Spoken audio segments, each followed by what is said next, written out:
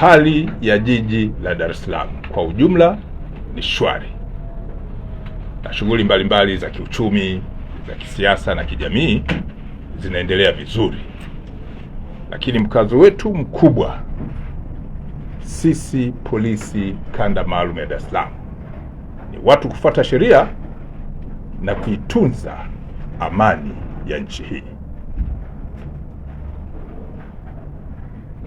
Napenda niwakumbushe, hivi karibuni tarehe 16 Mei mwaka huu wa 2026, Jeshi la Polisi kanda maalum ya Dar es Salaam liliwaarifu kufanya uchunguzi wa kina juu ya mauaji ya mtu aliyefahamika kwa jina la Baozan Lee, ambaye huyu alikuwa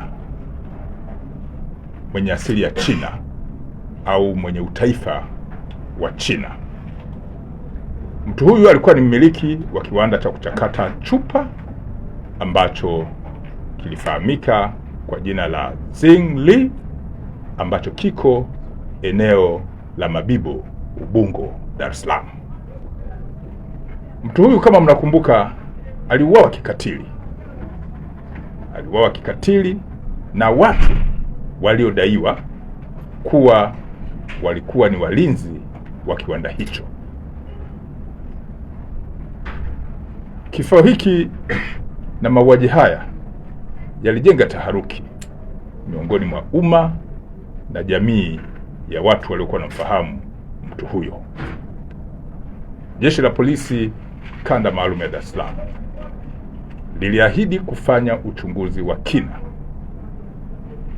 lakini pia uchunguzi huu umehusisha mamlaka zingine za kiuchunguzi ambazo zipo ndani ya Jeshi la Polisi. Ufuatiliaji umefanyika na Jeshi la Polisi limefanikiwa kuwakamata watuhumiwa 4 katika maeneo tofauti tofauti kuhusiana na tukio hili la mauaji. Watuhumiwa hao wote 4, baada ya kukamatwa, wamehojiwa kwa kina kwa kuzingatia mifumo ya kisheria na wamekiri kula njama kwa pamoja. Baadaye wakamvamia usiku, kumshambulia na baadaye kumuua mtu huyo, baada ya kuwa wamemwibia kiasi cha pesa, kwa mujibu wa wao, kiasi cha pesa cha shilingi milioni 9. Pesa hizo wanadai zilikuwa ndani kwenye kiwanda hicho, na mara baada ya kufanya tukio hilo na kuiba pesa hizo, walitoroka na kuelekea maeneo tofauti tofauti. Watuhumiwa hawa,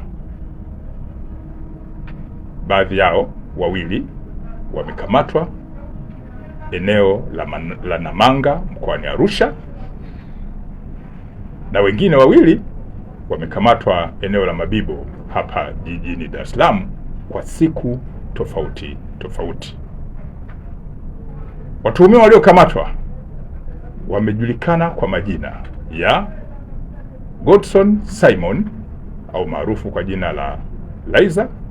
Huyu ana miaka 25, ni mkazi wa eneo linaloitwa Okolili, Siha, mkoani Kilimanjaro. Mtu mwingine aliyekamatwa ni Elisha Saitoti maarufu kama Lukmai. Huyu ana umri wa miaka 24 na ni mkazi wa eneo linaloitwa Mkonde, Handeni, mkoani Tanga. Mtu mwingine aliyekamatwa amefahamika kwa jina la Godfrey Laban maarufu kama Molel, mwenye umri wa miaka 30, ni mkazi wa Makongo, Kinondoni, hapa jijini Dar es Salaam. Mtu wa mwisho aliyekamatwa amefahamika kwa jina la Godson Pinel maarufu kama Isika, mwenye umri wa miaka 24, naye ni mkazi wa Kigamboni, jijini Dar es Salaam.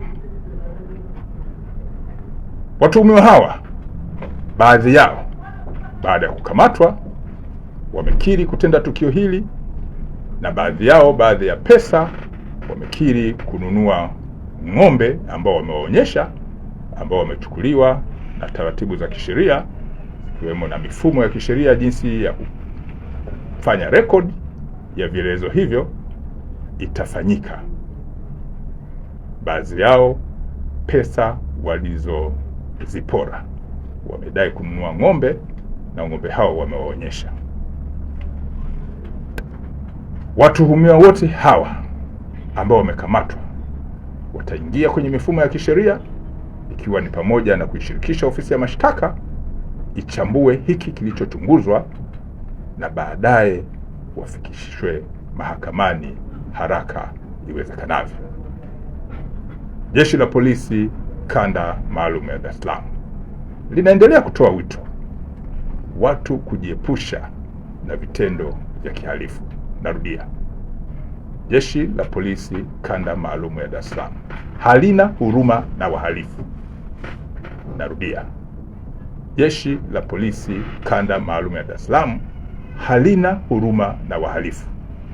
Litaendelea kuwashughulikia wahalifu kwa mujibu wa sheria na kuhakikisha kwamba ushahidi ukipatikana watakamatwa na kufikishwa kwenye mamlaka zingine za kisheria ili hatua zizidi kuchukuliwa.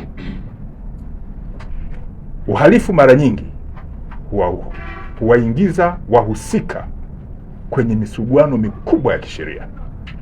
Narudia, uhalifu mara kadhaa huwaingiza wahusika kwenye misuguano mikubwa na mikali ya kisheria.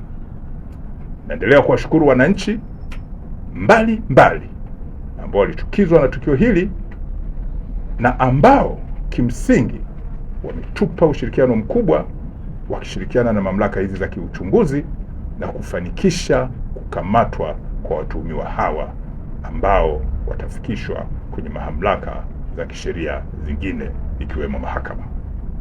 Asanteni kwa kunisikiliza.